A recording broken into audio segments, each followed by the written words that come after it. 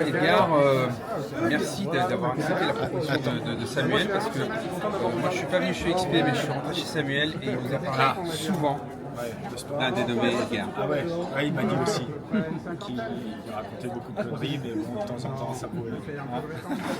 Non, mais je pense qu'il y a la fibre du montagnard qui est là, de cet ADN que tu partages. Extrêmement inspirant. J'ai lu ton bouquin, qui est super. Merci de remettre tout ça en exergue, notamment. Oublie que tu n'as aucune chance. Ça, c'est ma philosophie. Concentre-toi sur tes forces. J'ai toujours fait ça.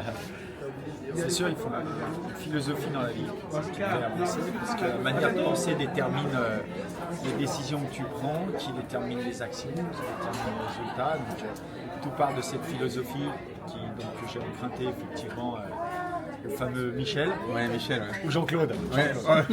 Jean-Claude. Voilà. Tu vois, Edgar, toi et moi, on a un vrai problème. On ne peut pas compter sur notre physique. Donc, oublie que tu n'as aucune chance. Vas-y, fonce sur un malentendu. Ça peut marcher. Voilà. Mais alors, le malentendu avec toi, Edgar, c'est ça qui est incroyable, c'est que tu as fait le coup double, quoi. Tu nous as fait le coup des bosses. Ouais. Hein, tu as bossé pas mal de fois, sans jeu de mots.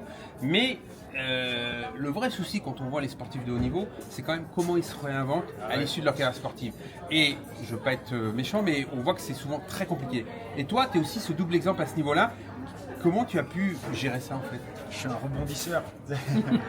Oui, skieur de boss, ça rebondit et donc d'un univers à un autre, en suivant ses passions d'abord. Il faut comprendre quelles sont ses passions. Parce que là où il y a une passion, il y a forcément une ambition derrière qui peut voir le jour. C'est dur d'avoir de l'ambition dans des domaines dans lesquels on n'a pas de passion, dans des domaines dans lesquels on s'ennuie. Donc suivre ses passions, c'est la première Mais tu as quand même mis 7 ans, si je ne me trompe pas, oui, pour trouver ta voie après tes bosses. Exactement, ouais, ça aussi. Le théâtre t'a aidé, je crois. L'impro, l'impro, le théâtre d'impro.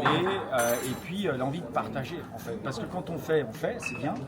Mais après, transmettre, c'est une autre logique. Et pour transmettre, il faut avoir compris ce qu'on a fait, modéliser les choses, et puis ensuite essayer à travers l'impro, justement, de les faire passer avec sa personnalité. Et puis moi, je suis quelqu'un de plutôt cool, qui va aimer plutôt J'ai fait un sport-spectacle, et pour moi, la conférence, c'est un show aussi.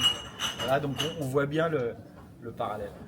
Et on ne veut pas abuser de ton temps, mais juste pour terminer, Edgar, est-ce que EXP t'inspire? Tu as déjà conversé avec Samuel?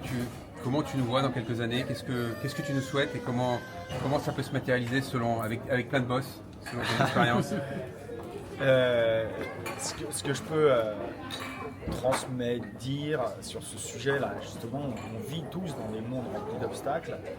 On doit arriver à transformer ces obstacles en opportunités qui nous permettent de grandir, d'être meilleurs, de gagner plus, en fournissant moins d'efforts, ce qui est possible, parce que sinon c'est pas intéressant d'essayer de travailler plus pour gagner plus.